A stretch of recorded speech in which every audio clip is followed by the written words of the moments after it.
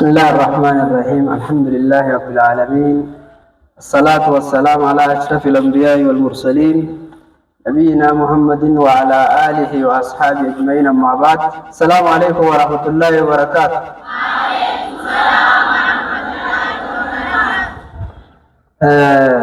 من أموان دقير أكسموان برين فيد مربنا وعطائسو نموان بريت فيد مربنا وعطائسو جررت شيخنا أبا خينا جنة ربنا وعطانيس فردوس إلى ربنا وعطانيس هاجران فلدرات برم تورانتي أكاسي درات نمني مهاجرا يخين إبسا جتوران قم بودات ورمالي فلدرا غرت برم تورانتي قروا شيني خينا رحمه الله والنسان جالتا تران مهاجرات أمور الربط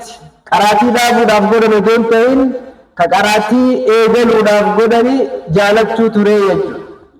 سبيل متيز أران تنا فدي ساني خمدرسن بركني سوداف أران تنا جلقبت حواسني خير الجباتي قلبي هاري تنان مهاجرة قدي برنودت قراتي تكديبوف قراتي كيدلو مهاجرة أما تنا قولي واللي وان هاري كيف إسنتي ساري تاتيت من الله فتنا فتاتي أكسوما سنواني ورأي جوات ربنا وعطايس ربي سلاحي جبيس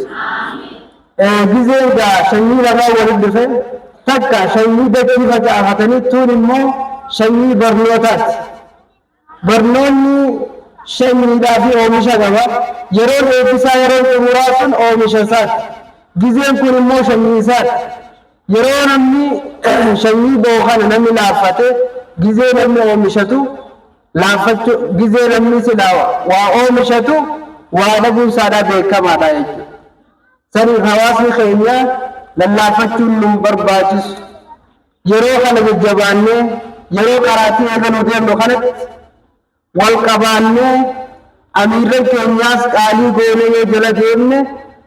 غافا أومشا حقا سلا إبسا سنت بوا بريدا دافي فري بريدا أركور يندينيا جو ورّي جبات ربنا وعطائسو تامسي لما فارا إرّدي بني ججباتو أكان ججباتني يوم إرّدي ججباتن خواسي خيني إسلا لديد ججباتو ليندوان تيف أميرن ماداتو أميرن جندا أميرن أرداتو أكا أمير ولي غلاتيس ججباتني إفي إفدرت يودينتا وأنا مرة بربادت إفو ما يدرد ليدن حواسني خيني إسلا لتايج حواسني إسلا لتوراف إسر إبادان إسر رامل لتوقف برنون إسر رامل لتوقف آدا لغتشو في واني هندنو أميرن خيني راجرة ملتورا قبضيتو أجدان خيني خدرا ما جاران تنا أميرن خيني ججباتني إفي وأنا مرة بربادن سن إفو ما دره هجتو وجا وليف قلنا كنرت أميرين كي جاسي دراس بيتي خلنا نراك إبناني ولما أسمتي ولي قلت يمني سنيد لي أميرين كي يرد الواجرقا ورا أمريكا الفلدرة مربي عطايسو ورا ججبات بوا ججبين ساري سنار كرب الواطايس لما فارت هواسني خيرنا برقنا جل قبال إيجالي إيرغل الجل تكا غدار الجن من غدون هاون هندن مانو غر برنوتا خوجا ودو خنا في خن الجن من هندنو خر برنوتا خي برنوتا إرال غدتن من غدوتا هاون غدوتا تجاون رجو كسلتيرتني نمني برنوتا را غدت نمني برنوتا ني غدتا مر إرال غدتو أكسما يرو شبابما في يرو شمرما يرو برنوتا yeroo namni waa keessatti barachuu danda'u waa keessatti hojjechuu danda'u ari'uu qabu ceeboo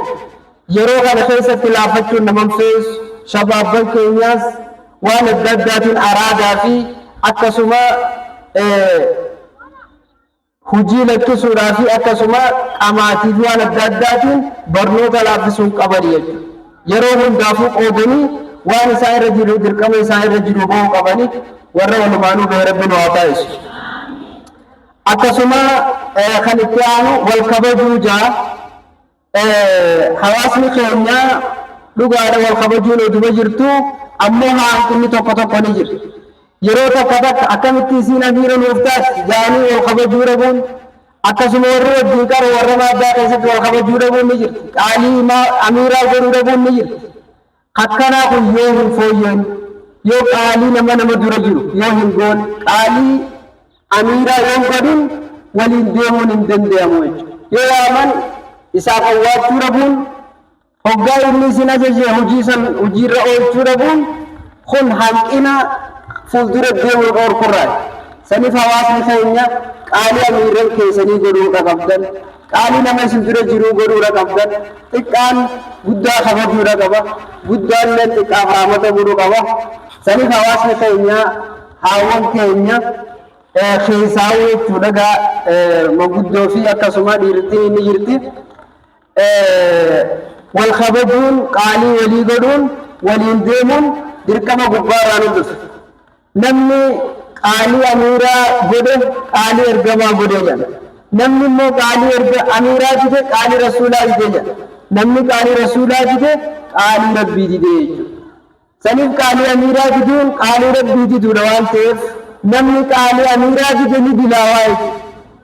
dilii san jalaa ba'uudhaaf furmaanni qaalii amiiraa godhuudha jechuudha saniif aboluutu amiira nuuf ta'e isiin sun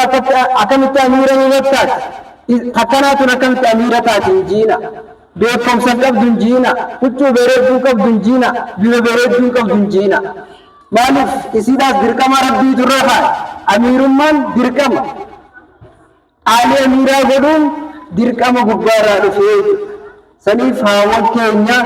bakka kanatti gaaxiqqisha hirrinni waan argamuuf karaa keessan kana ishaaraa warra qaalii walii godhu rabbi isin haa taasisu